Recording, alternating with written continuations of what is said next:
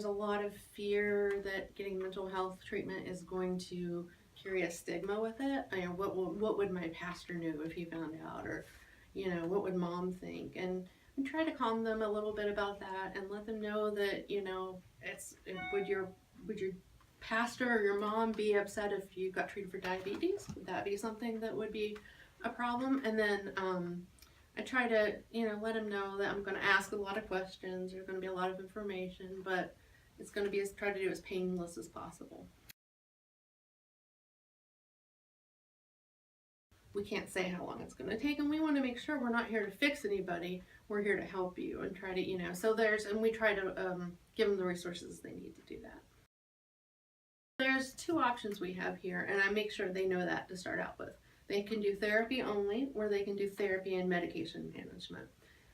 If somebody comes in wanting therapy only, we generally stick with that unless I see a very clear indication. I'm like, why don't you just talk to the doctor?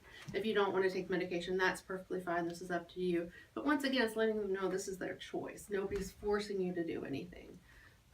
So I think that's a big part of it, is encouraging them, know all your resources.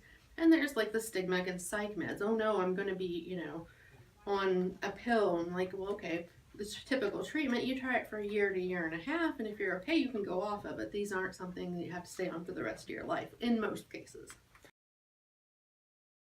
Sometimes we do have one person do intake and then move them to another therapist, and we let them know that in the beginning, like, I want to find the best fit for you, who I think would deal best with your particular issues. I've been seeing you once every 2 weeks. I think you're doing well enough. Let's try once every 3 weeks.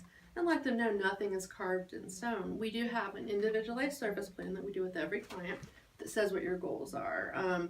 Where if your depression is 10 out of 10, the worst it can be, when we want to get it to 5 out of 10. And once we get it to 5 out of 10, we'll look at it and say, okay, what's our next goal and how do we accomplish that? So we use the ISP to guide that process. Well, I think the first thing to understand is we don't judge. I've heard pretty much everything under the sun at this point, from the best things in the world to the worst things in the world, about the human condition. We don't judge. I diagnose, that's part of my job, but don't worry about us thinking bad of you or poorly, or mistakes you make, because we've all made mistakes. So just understand that we're here as a neutral third party. The other thing I want people to understand before they come into therapy is you can change your own behavior, but you can't change somebody else's.